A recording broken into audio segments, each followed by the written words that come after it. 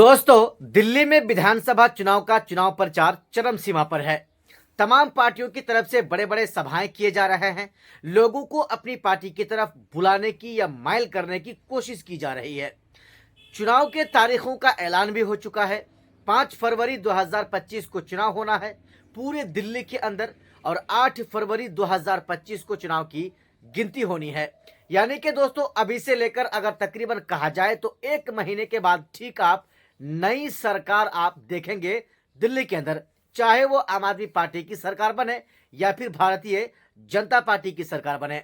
दोस्तों, मैं आपको जिस चीज को बताने की कोशिश कर रहा हूं, ऑल इंडिया मजलिस इत्तेहादुल मुस्लिमीन पार्टी ने दिल्ली विधानसभा चुनाव में अपना कमर कस चुकी है।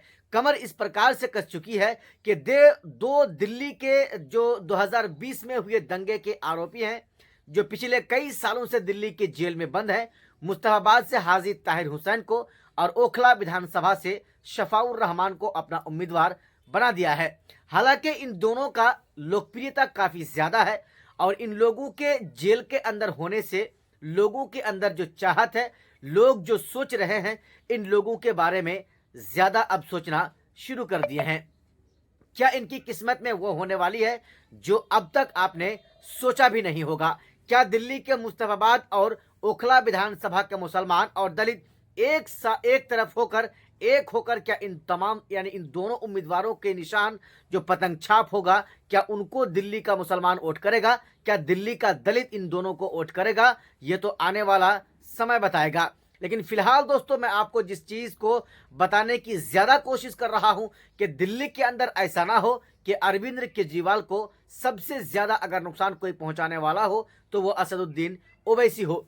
ओवैसी खुद अपने बयान में वो कहते हैं, हमारी भी एक पार्टी है, हमें भी अपनी पार्टी को चलाना है। हमारे चुनाव लड़ने से कौन जीतता है कौन हारता है हमें उससे कोई परवाह नहीं है, हमें इससे कोई फर्क नहीं पड़ता है। साहब, वाकई में एमआईएम पार्टी हर जगह चुनाव जीतने के लिए लड़ती है। ये बात अलग है कि वो चुनाव हार जाती है और उनके उम्मीदवार को कामयाबी हासिल नहीं होती है। हाल ही में अगर महाराष्ट्र के अगर बारे में हम आपको बताएं तो 16 उम्मीदवारों में महज मुफ्ती इस्माइल साहब मालेगांव से विधायक बने, बाकी 15 के 15 उम्मीदवार चुनाव हार गए। कुछ ऐसे उम्मीदवार थे जो चुनाव जीतते जीतते हार गए, जिनमें सैयद इम्तियाज जलील साहब का नाम सबसे ऊपर आता है।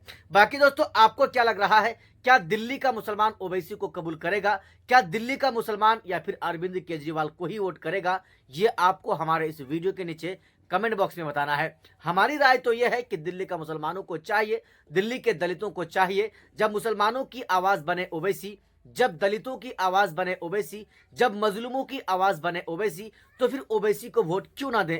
क्या ओवैसी को वोट देने से क्या बीजेपी जीत जाएगी? ये सवाल ये वो लोग कर रहे हैं या ये गंदी बातें वो फैला रहे हैं जो ओवैसी के चाहने वाले नहीं हैं, जो ओवैसी के बारे में अच्छा नहीं सोचते हैं। बाकी दोस्तों, अगर आप दिल्ली के रहने वाले हैं और खास करके मुस्तफाबाद और ओखला विधानसभा से हैं और हमारे इस वीडियो को देख रहे हैं, तो आप हमें जरूर बताएं कि आप किस पार्टी के कौन सा उम्मीदवार को वोट करने के लिए जा रहे हैं।